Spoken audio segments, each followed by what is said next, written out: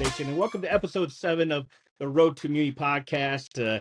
It's we're halfway through the season. It feels like it just started yesterday, but a lot of great action. And I know as you look across the standings here, all the way through the NEI, some of the smaller leagues haven't played a league play yet, but other leagues are 7, 8 games deep into league play, and we're starting to see a lot of, the standings kind of work itself out where you're starting to see it take picture on not just on who's going to make the conference playoffs, because there's still a lot of season left on that, but starting to see some of the better teams start rising to the top, and it's kind of cool to see, even some of these teams that maybe came into the season that didn't have a lot of publicity on them are now starting to make some noise for them, and you're seeing that all around the country as well.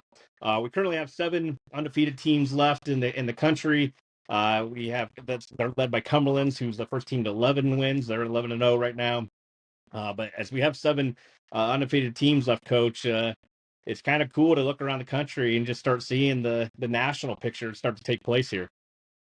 Yeah, and I think we're getting out of the zone of it's early, right? I think the season to me is always in thirds, right? It's that early third where you're still figuring things out, the middle third where you're really getting your footing and establishing what you're going to be for that final push, that final third. So there's certainly some teams that have clarified who they are and what they're all about, and have rattled off a lot of wins, and those are the ones we see near the very top of the top 25. There's some that maybe started out of that mix that have played their way in and are continuing to win and prove themselves. But the middle third of the season is where you really gain that footing. And for some leagues, that's conference play that starts. And for some of the smaller leagues, 7, 8 teams in their league, they may not even start conference play till January. So they still have some really good non-conference matchups that they can engage with and gain footing on. So certainly a lot of season left, but we are entering that middle third now after we turn through Thanksgiving and get into the holiday season.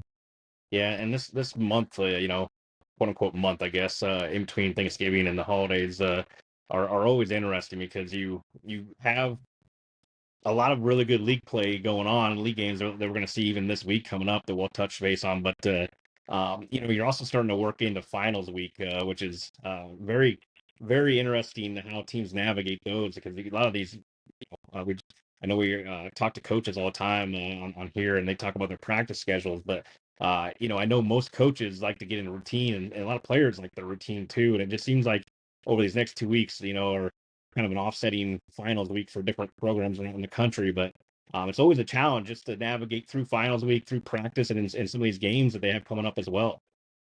Yeah, that was always a dicey time. I always looked at the calendar when it was, when the league schedule would come out, and just size up how does finals fall and how can we navigate that really well. And I used to get just a lot of player input on that. How you guys feeling? What do you need to feel both prepared for the game, but also prepared to do well in the classroom? So, and everybody's got to navigate that in their own way. And you can't make everybody happy when they make those conference schedules, right? I think they try to take that into account as much as possible. But the other ingredient that we'll see as we move through the holidays is roster changes, right? I mean, that's huge at our level in the NAIA. It's oftentimes new faces that we see. They're guys that are coming back from injury, and I know that even on some of the best teams in the country, they're adding more, right? New guys come back from injury, but then you get past into January, and now you got second semester, and you're adding people that just became eligible, and maybe unfortunately the other way as well, right? But rosters morph and shift a little bit as well at this level. Yeah, and even guys that for whatever reason, started off at another school at first semester, and now all of a sudden show up on an NEI roster. It seems that I would say over the last few years, the big impact players that we used to see come through the NEI a semester maybe aren't as big anymore. But it does said there is some new names that are start popping up, and then like you said, the adverse side of that is that some names will go away too, unfortunately. But interesting time of year for that as well. And we're talking about the league play, and I just want to start off, looking through the top 25 and even beyond that this week, started seeing some, not just started seeing some big time games, but it seems like now you're starting to get the records, like where you're 3-0 versus 3-0 in conference, or 3-0 versus 2-1 in conference. And Not saying that those games mean more, but all of a sudden, you're starting to see guys that are hungry, that are 2-1 in conference play, and they start, it's still a little early, but you start seeing those guys and those teams that maybe start, or they're still believing, or starting to believe that they, maybe they can compete for a league title. Yeah, and you got to keep pace, right? Especially in those bigger leagues. Like you've got to keep pace with the top dogs, or you got to be the top dog, right? You can't fall 4 and 5 games behind and expect to win a conference championship. So, we haven't talked about, we've seen some teams maybe drop some conference games on the road. I know at College of Idaho, for example, right, drop one on the road, but even conference champions in pretty much every league across the country are going to have 1 or 2 losses, and I would bet money most of the time those are going to be road losses, right? They're going to hold serve at home, and that's what champions do, and then they're going to get quite a few on the road, but they're gonna drop a few on the road too, because it's just the nature of the beast. So yeah, you got to get through this first run at conference play and hold serve and stay with the pack. You just it's like the mile race in the Olympics when you watch it. You just got to stay with that pack and then have your breakaway speed when you get into February.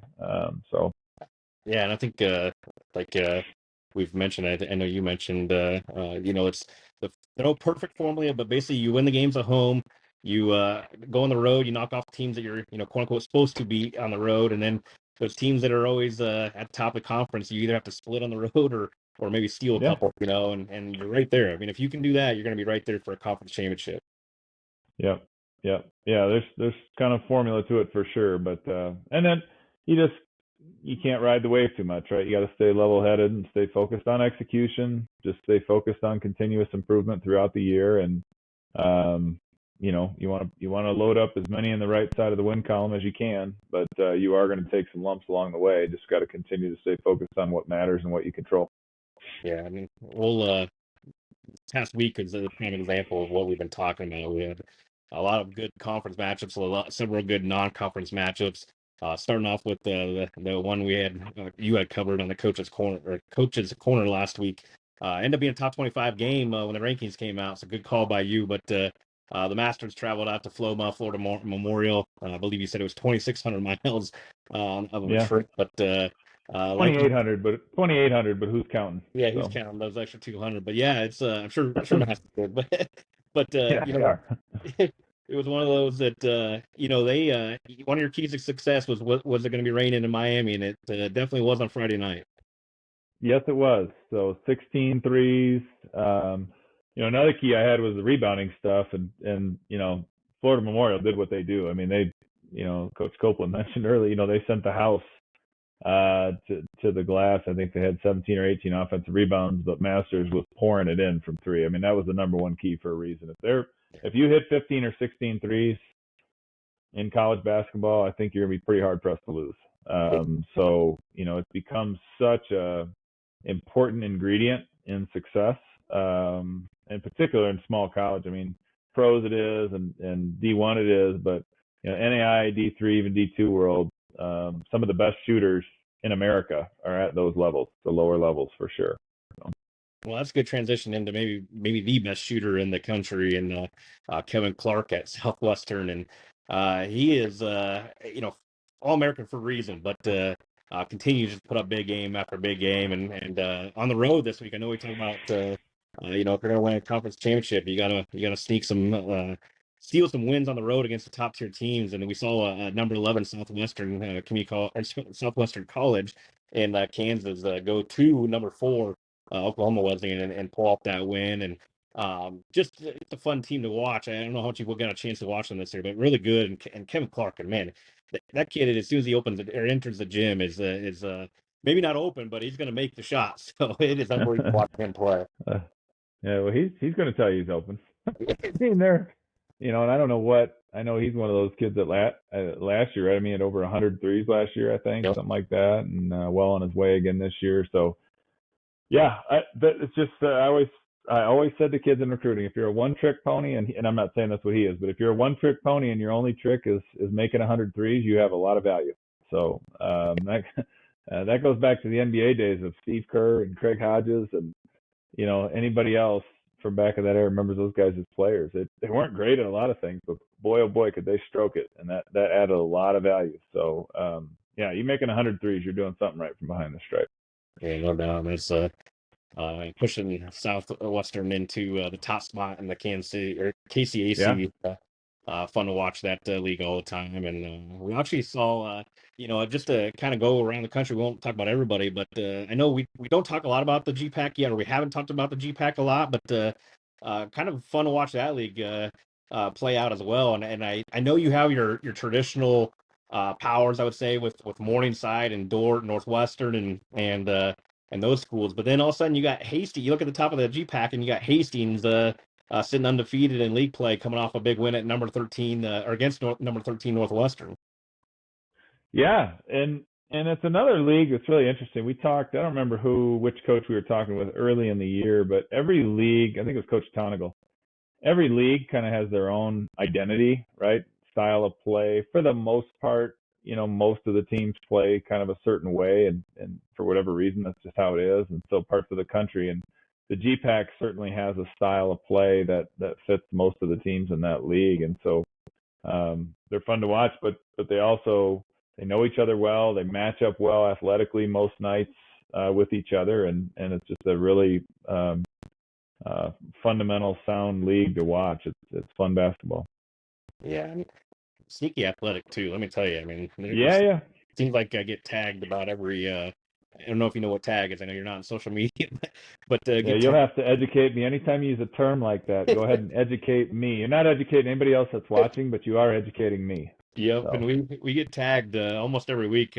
Seems like from a GPAC Okay. school with a really good dunk. So cool to see those guys. Tag away. Yes, always fun to watch the league play. But yeah, like you said, so skilled and so smart, and they play a style of play that if you're not ready to go, I mean, they can put up a 20-piece on you pretty quick, just the way they execute. So always fun. Yeah. Yeah, and it's continue going across. One thing I'll bring up with the Appalachian Athletic Conference is that real quick, I know that we brought it up earlier this year with them. That they just beat up on each other, and that's kind of what they're doing right now. Usually, Union is the one that kind of beats everybody, then everybody else beats up on each other. But right now, that league is beating up on each other, and it's going to be probably a long haul season with that one. And then as we go across to up to the River States Conference, a team that I want to talk about a little bit in Point Park, who we were. I don't want to call this a Point Park Stan account, but we were definitely pushing for them last year to try to get them into the national tournament. And I know their strength of schedule kind of hurt them last year, and it's not been the greatest this year. But then they enter league play here, and their first two wins are at Rio, who was receiving votes and very, very good, and then they go off and battle a tough, a very good Shawnee State team who already got number 5 Georgetown and already beat off a couple of receiving votes teams themselves. So Point Park is a team for anybody that hasn't seen them. I know we don't have a lot of NEI teams up in the Northeast, but they're up in Pennsylvania, and they're playing really good basketball right now up there. Yeah, and it's fun to see teams like that start bubbling up, right? And like we said, their early third was great, and just in terms of they kept a clean sheet and they're moving forward. And now this middle third, they got to keep doing it. When you're outside the top 25, even outside the RV early in the season, or maybe your program that's just sort of cutting your teeth in that world, you've got to keep winning. And the more you win, the more credit you're going to get, and the more grace you're going to have. If you do pick up a L or something along the way, you don't typically, I'll say, the market doesn't overreact to you quite as much. I mean, you have some of those teams where they can lose 2-3 games and they're still going to hang on in the top 25 just because they're proven commodities, and then others where they may go 9-1, but then they lose one and all of a sudden they drop 10, 12 places just because nobody really knows who they are yet. So Point Park, just keep making noise, keep doing your thing, keep winning games, and you'll get they're going to be right in the mix. So fun team to watch. Yeah, and just I know we're going to talk with Coach Copeland here in a minute, but just an AVA team that creeped in the top 17 or number 17 in the rankings this week, and unfortunately lost 2 this week, but a really good team as well. And I think that as we're going to talk about on the call, the Sun Conference this year is going to be one to watch for sure, as they have 3 or 4 teams that not only may make the national tournament, but 3 or 4 teams that arguably you're going to be very, very competitive to win the conference title this year. And there are only 7 teams in the league, right? So Yeah, 4 to 7 for sure are already in the top 30 of the country. yeah, I promise you that league, the winner is not going to go undefeated. So that's going to be a dogfight all the way down to the end. That's going to be a tiebreaker league, I think. It's going to come down to, points scored, home, road, rainy Tuesday games or whatever those tiebreak formulas are. That never quite made a lot of sense to me. But, and I think even, I saw Weber getting votes, this week. Coach Rutledge, if you don't know him, awesome guy, does a fantastic job with Weber. Again, another tough job, but man, he does a great job with them. He's somebody that I really respect as a coach. And, they're sitting as maybe right now, third, fourth, whatever it might be, in projections in that league. So if that's the third or fourth best team in that league out of only 7, you got a lot. And you're talking about, other people outside of that are teams with Sweet 16 experience and, and a lot of postseason experience. So I think that's a very competitive 1 through 7 in that league, and it should be a lot of fun to watch night in, night out. Yeah, it'd be a fun league for sure. And we'll just jump into our coaches conversation with Jamon Copeland. Joining us today for our coaches conversation on the Road to Muni podcast is Ava Maria head coach Jamon Copeland. And coach, I know you're 8-2 and moved into the top 25 this past week.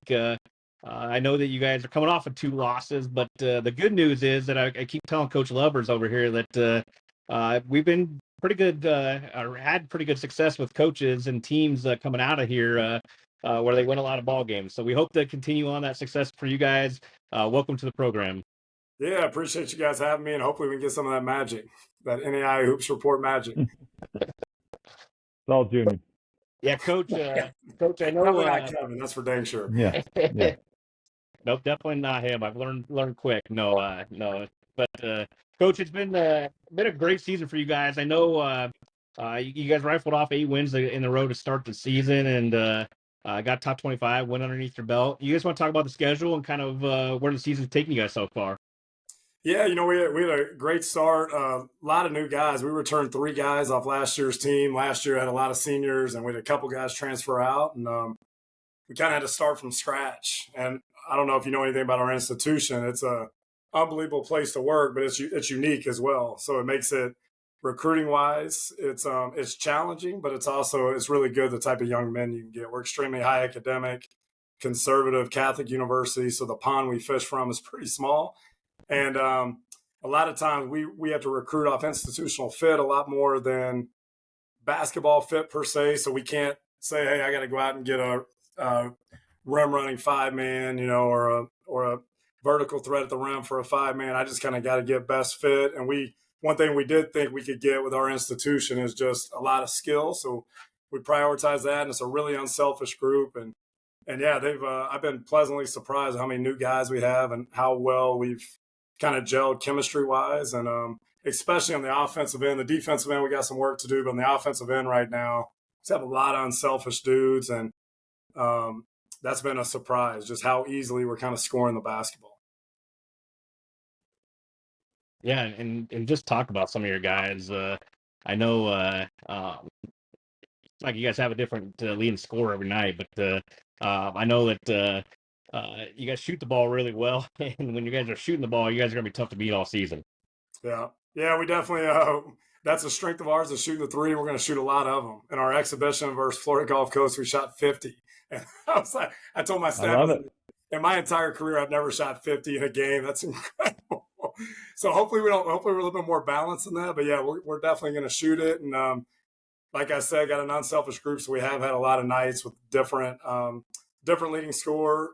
Kind of the 4 main guys that you can kind of count on are Jonathan Efforts. He was a freshman for us last year from Cleveland, Ohio. He's a returner, really fast, really shoots it.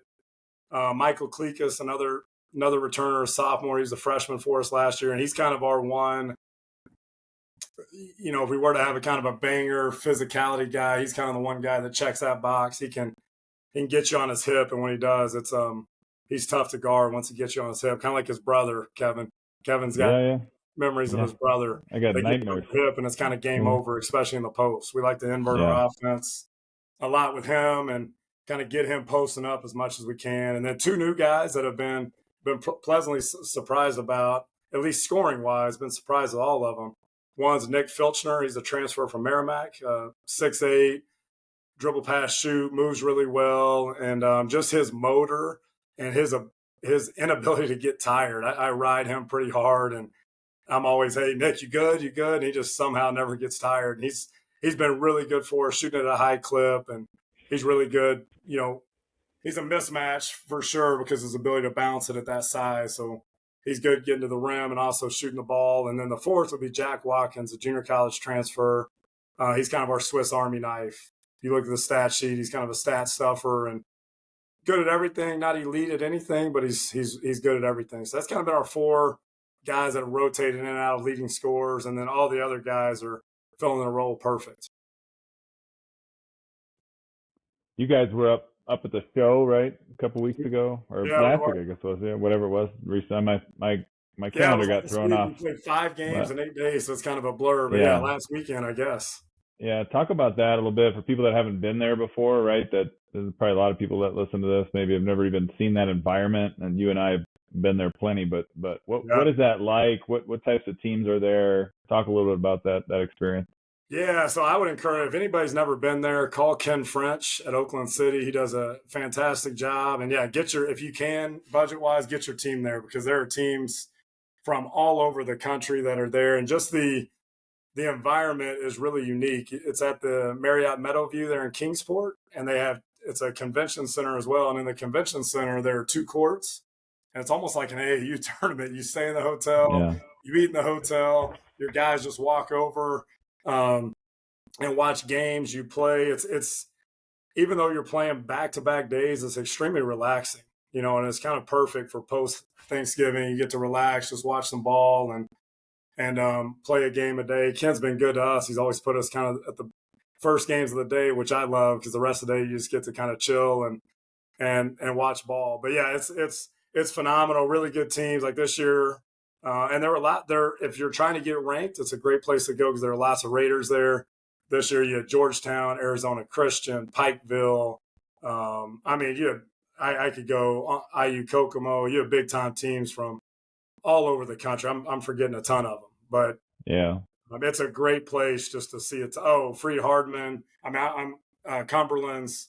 They're all there, and you get to see them all, which is phenomenal. Yeah, and you guys always seem to play pretty well there too, and we're clicking offensively. I don't know what it is. I think it's just so easy, like I talked about. You're just in such a state of kind of, a lot of times if you're staying 20 minutes from the gym, you're getting up, you're trying to figure out breakfast, you're driving 20 minutes for shoot around, 20 minutes back, you're trying to check out, and it's hectic. And this is a complete opposite. So I can't. We'll go as long as I'm the head coach here. I can't speak highly enough of the show. And especially if you want to, kind of get a feel for teams throughout the country and who's really good and what the different styles for every part of the country, it's great too. It's been phenomenal for me. Yeah. And one thing I know is coming up, I know, and Junior maybe get this later too, but just thinking about, you guys, conference has shrunk a little bit, the Sun Conference, but it's small but mighty this year as I look at it. It looks like you got 3 top 25 teams in the last ranking. Is that right? Plus an RV. Yeah, plus receiving votes. And, talk a little bit about, and again, for you, it's a few weeks away. I don't know, you got other games to focus on, but talk about what's coming in the Sun Conference this year for you. It looks to be on paper potentially one of the better leagues in the country this year. So talk about that. Yeah, no, I would agree with you 100%, Kevin. And I think the reason we had half our league was top 30 in the country, essentially. And I think the reason for that, of those 4 teams that are ranked or receiving votes, 3 of them were at the show. So you had 4 different Raiders that got to get eyes on those teams. Like, holy cow, they can play. They got some dudes. So yeah, I'll talk about everybody real quick. St. Thomas, Sweet 16 team from last year, brought in 2 big time transfers. One's been hurt. They're getting him back prior to conference, and they're going to be really tough. Southeastern was a Sweet 16 team last year. They had a guy that was out, Reggie, a 3-time all-conference guy that's coming back. So I think they're struggling a little early, but I think they'll get it going once they kind of, reintegrate Reggie into the mix. You've got Florida Memorial, brand new coach coming from Shawnee State, and they're Shawnee South is what they are. They're a matchup nightmare.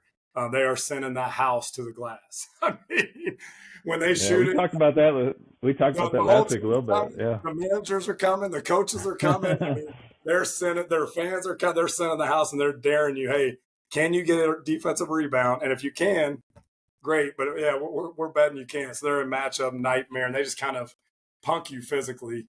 You've got us, who I think we're very unique in our style. We play extremely fast, very skilled.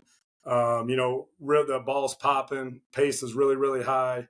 Weber's got, I think, arguably three most talented guards in the league. They're really good. Who am I forgetting? Oh, Kaiser. They're a lot like Flomo. They're going to have unbelievable bigs. They're going to lead the country in offensive rebounding. Got a freshman point guard that's tearing it up. Might be freshman of the year. Coastal Georgia's had a great start. And is that everybody, Kevin? Who am I missing here? I'm not going to tell you. I'm not going to tell you. I'll let you deal with it when he calls you. So. Yeah, when they all call me like, "Hey, man, what do you think?" No, it's Sean Warner. Oh, and Warner, yeah. And Warner's right there every year. They're top of the league every year, and Sean does a great job. And yeah, I mean, it's going to be. I know every coach says this, how tough their league is, but yeah, it's going to be really, really tough. And there's not going to be a night off. And yeah, we're looking forward to it. Should be a lot of fun. Should be a lot of fun. Oh, hey, one thing I wanted to mention, when I sent in our stuff, I'm a Raider. I sent it in at the time. We were 74-16 was our overall record. Now it's different. That was about a week ago. So I mean, that just tells you the quality of the league and the record. Yeah, we can second that. I can tell you that we've talked about it earlier on the podcast too. I think in second and third episodes, but yeah, the Sun just continues to pick up big time non-conference wins, and I know Coach highlighted the matchup with the Masters coming all the way out and playing Flomo and playing the Kaiser. This weekend you got another big test, and I know the Masters shot really well. It's hard for Florida Memorial to win or to rebound and send everybody off when I think Masters hit 16 threes in that one, but then the next 16 threes.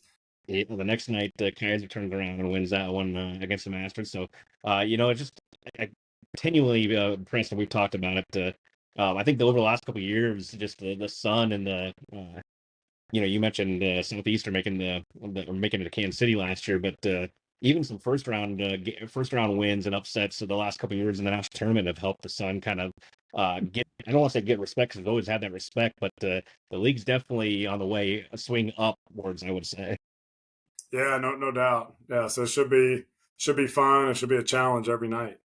Yeah, there's several people playing people too, which is good, right? I mean, it's not. There used to be a time where I remember Jamon and I would talk about this. There used to be a time where everybody kind of ran and hid, right? We didn't really get out and play many teams, and so now, I think, like you said, you have a handful of teams are in the show. You have the Southern States Challenge where the Sun, I think we ran. You guys ran night one and swept it. Lose a game night one. Yeah. Yeah, you got. I know St. Thomas has Morningside coming to town in a couple weeks, and that'll be a good chance to say, hey, GPAC Sun matchup. It's kind of a cool opportunity. Masters coming out. I think it's cool when teams do that. And everybody likes to play in Florida, so some Crossroads teams that come down at Christmas time and stuff like that. But good. The challenge too, like Kevin, you and I have always talked about, every NAI team in Florida is surrounded by water on three sides. So it's like, most schools you can circle a 4-hour circle around your school and you can play every game you want. And it's not like that for us. Like, to play any NAI team besides Florida College or Florida National, you have to travel, especially us in South Florida. We got to travel 8-10 hours. So we try to get as many classics or weekends as we can where we can double up. And anybody's on here and listening, we'd love to play you. Call me. I'll play whoever, anytime, anywhere. We're just looking for games. Yeah, but nobody wants to hear you complain, Jamon, sitting down in Naples in the middle of January and February. Okay, so no one wants to hear your sob story about having to travel a couple hours to Miami to play a game in the middle of January. Okay, those guys in Indiana and everywhere else are not they're not crying for you, so you'll be okay. Yeah, it's a burden, but somebody's got to take it. So I'll take on the burden. I'll take it. Yeah, I'll take that's good. Yeah, rough one there, but yeah, and I know we talked about the Sun Conference, and you guys get playing on in January here, but I do have to let you know that and feel free to send both Coach and I some gear if you want to, but I saw on your schedule, they sent me some Mighty Banyan gear. It was an accident that I wore it today because I didn't know I didn't look at your schedule till you're already on, but I figured it was the first gear that anybody sent us, so I figured I'd wear it today. But I see that as Junior, just our future conference opponent. You're just you're slapping me in the face here, huh? Yep. Yeah. I'm a large. Anytime you're ready, big shooter. Yep. Yeah, you guys email me, man. I'll take care of you guys. You guys email me. I figured. No, I think New College of Florida. That's going to be a big time job. Their campus is right on the water. Sarasota is an unbelievable place. State school. Governor DeSantis is throwing a lot of resources into it. I think that's going to be maybe 5 years down the road a big time powerhouse. I really do.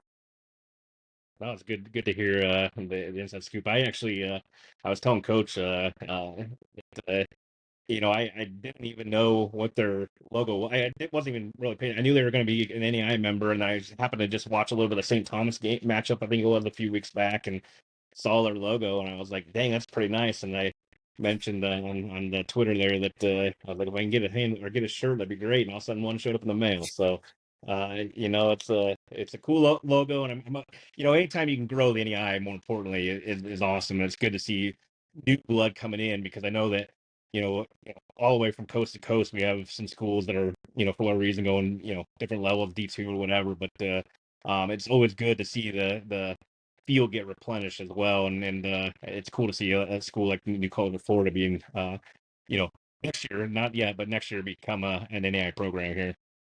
Yeah, Google it, man. Beautiful campus. Beautiful campus. Yeah. One other schedule thing I was gonna talk about briefly is you and Coach Teichman bashing each other around on each other's home courts, right? That doesn't happen very often for either of you. They don't, if you've never seen an Ave Maria home game, Jamon, you can talk about your facility a little bit. Yeah.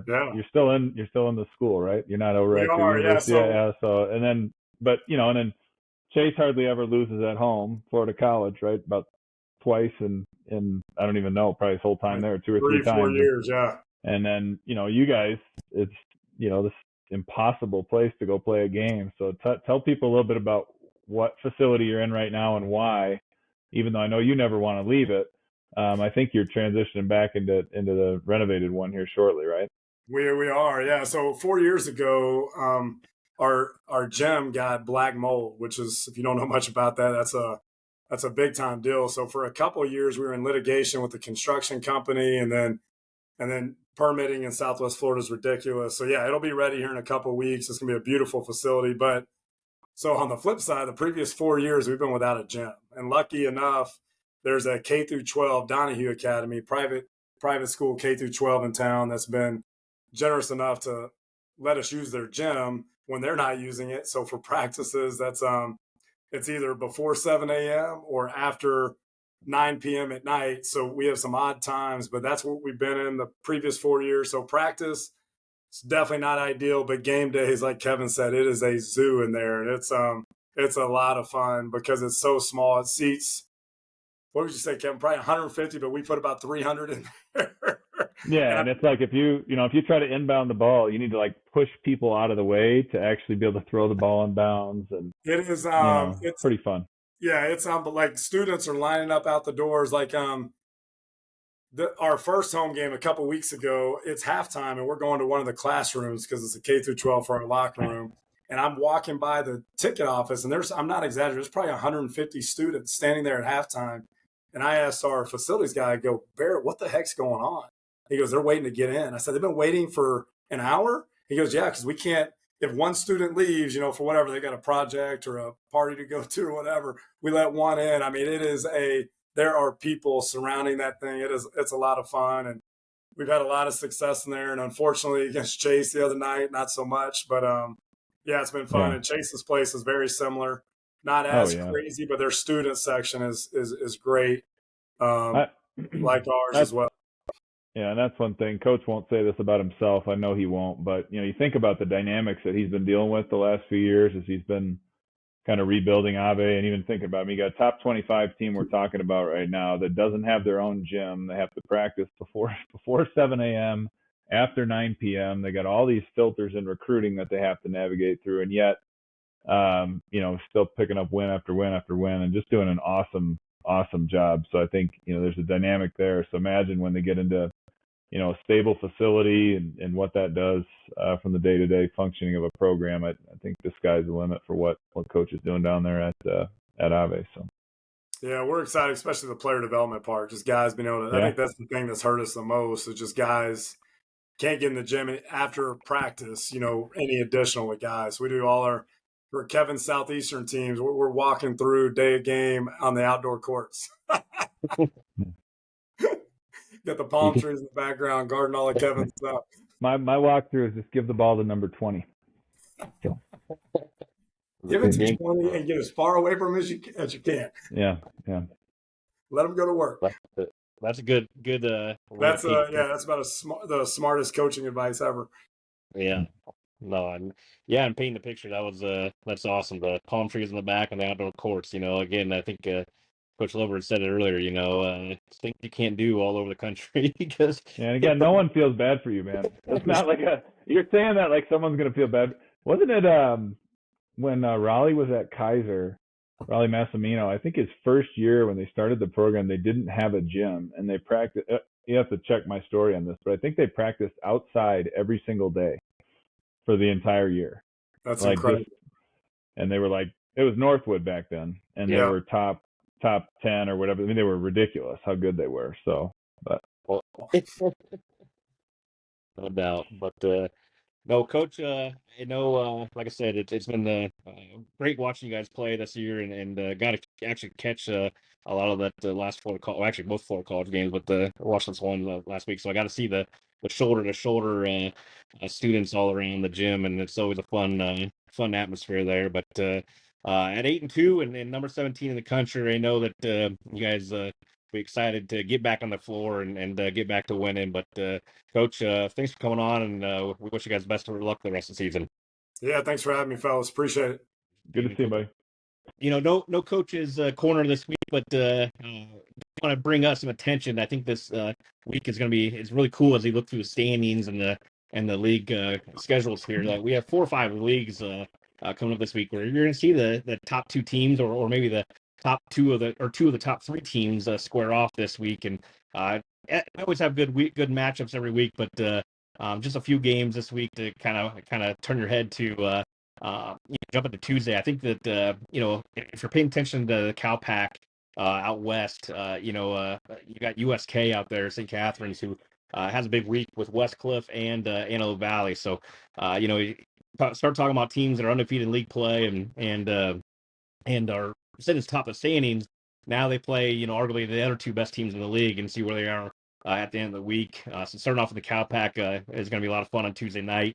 And then you look around and on Wednesday, Heart of America is with William Penn, who's won it 6, I think, of the last 7 or 7 of the last 8 years, kind of faltering now. You have teams that are starting to climb up. You got an undefeated Graceland team, but they have a matchup this week between Central Methodist and MidAmerica Nazarene. I know MidAmerica Nazarene made the coach's corner a couple weeks ago, but I don't know if they're fully healthy yet, but that's a matchup between 2 receiving vote teams that I think is going to be a lot of fun, and certainly 2 teams that could find themselves at atop the Heart Conference by the end of the season. So I think that one's a good one. And then we talked about the GPAC a little bit, and no easy games really there, but you got Dordt traveling to Briar Cliff this on Wednesday as well. It's going to be a lot of fun to watch, and then going all the way through here, we got the Friday games coming up, and you look at the Cascade Conference, and there's a lot of talk about College of Idaho, who defending national champs, and then even Oregon Tech, who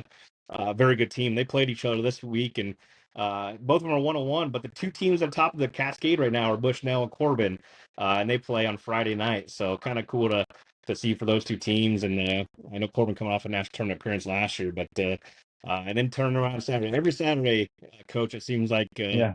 we have about 100 games, and it seems like all are good. Are good. But Yeah. I won't go too much into all of these games, but I do want to highlight a couple of them. I'm really interested to see Cumberlands, who 11-0 and just crept in the top 25. They're heading off to play Rio Grande, a very tough place to play, and very interested in that one. Excited for that game as well.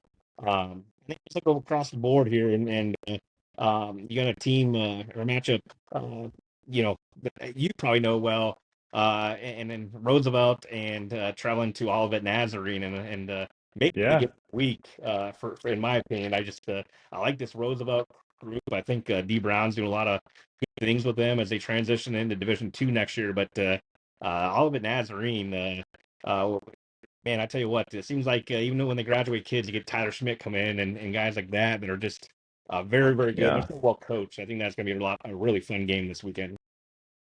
Yeah, no, you're rattling off some really good ones there, but that one for sure. Olivet, another one of those really tough places to win if you're the visiting squad. So that's about, if you ever been to Roosevelt, I mean their gym is right on Michigan Avenue, downtown Chicago. It's beautiful. But then they get in the bus and I won't say middle of nowhere, but Bourbonnais, where where Olivet is, isn't exactly downtown Chicago. So but yeah, two really good coaches, and should be a really fun matchup down there, along with all those other ones you rattled off for sure. Yeah, and just one more Saturday to be a 3:45 game between SAGU and Langston. I think SAGU is a team that I put out there. I mean, they're 3 points away from having three top 25 wins, two top 10 wins, and probably being a top team in the country themselves. They're going to go play number 3 Langston in a super athletic conference matchup that again maybe be between the two teams that end up being the top two teams in the league. So a lot of fun matchups this week, and as always, but wanted at least to bring some attention to it. As always, we will have it covered on the website and on social media. But until next time, this is Coach Leverts and Junior signing off.